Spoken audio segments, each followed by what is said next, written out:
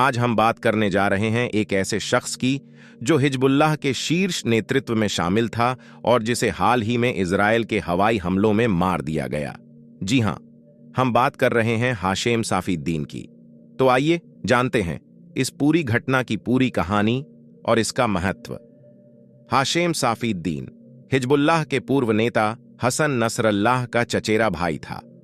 वह हिजबुल्लाह की कार्यकारी परिषद का प्रमुख था और संगठन के हर बड़े फैसले में उसकी अहम भूमिका थी। खासकर जब हिजबुल्लाह के आतंकवादी अभियानों की बात आती थी, साफीद्दीन का नाम सबसे ऊपर लिया जाता था। हिजबुल्लाह एक शिया आतंकवादी संगठन है जो खास तौर पर इजरायल के खिलाफ अपने आक्रामक रवैये के लिए जाना जाता है।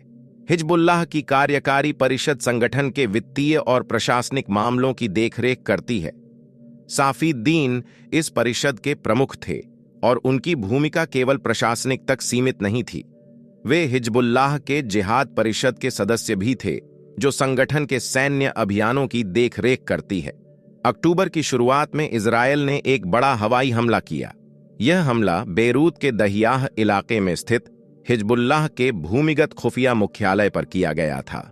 इजरायली रक्षा बल IDF ने इस हमले के बारे में कहा कि यह मुख्यालय नागरिक आबादी के बीच स्थित था और उस समय वहां हिजबुल्लाह के खुफिया विभाग के 25 से अधिक सदस्य मौजूद थे, जिनमें से कई शीर्ष कमांडर थे।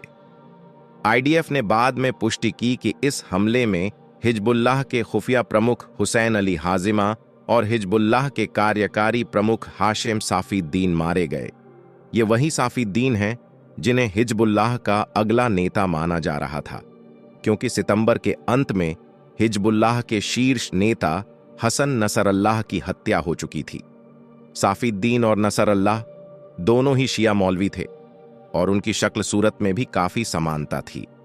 दोनों काली पगड़ी पहनते थे। साफीद्दीन की सफेद दाढ़ी और चश्मा उन्हें नसरल्लाह से थोड़ा अलग करता था। लेकिन एक बात तय है कि साफीद्दीन हिजबुल्लाह के नेतृत्व में काफी प्रभावशाली शख्सियत थे। साफीद्दीन सिर्फ एक धार्मिक नेता नहीं थे, बल्कि हिजबुल्लाह के कई महत्वपूर्ण फैसलों के पीछे उनका बड़ा हाथ था। ईरान के साथ उनके संबंध भी गहरे थे और इस वजह से उन्हें हिजबुल्लाह का अगला प्रमुख माना जा रहा था। लेकिन इजरायली हमले में उनकी मौत ने संगठन के भविष्य पर भी सवाल खड़े कर दिए हैं। इजरायली सेना प्रमुख ने इस हमले के बाद कहा, हमने नसरल्लाह, उसके उत्तराधिकारी और हिजबुल्लाह के अधिकांश नेतृत्व को खत्म कर दिया है। हम जानते हैं कि इजरायल के नागरिकों की सुरक्षा को खतरा पहुंचाने वाले किसी भी व्यक्ति तक कैसे पहुंचा जाए। यह बयान इजरायल की आक्रामक रणनीति और उसकी ताकत का संकेत है। अब बड़ा सवाल यह है कि हिजबुल्लाह के नेतृत्व में इतनी बड़ी कमी के बाद संगठन का भविष्य क्या होगा। क्या हिजबुल्लाह इस संकट से उभर पाएगा या यह संगठन के अंत की शुरुआत है? दोस्तों, यह एक बड़ी घटना है जो मिडिल ईस्ट में स्थिरता को और भी अस्थिर कर सकती है। हिजबुल्लाह और इजरायल के बीच का तनाव नई ऊंचाइयों तक पहुंच सकता है। हम आगे भी इस घटनाक्रम पर नजर बनाए रखेंगे और आपको नई जानकारी देते रहेंगे।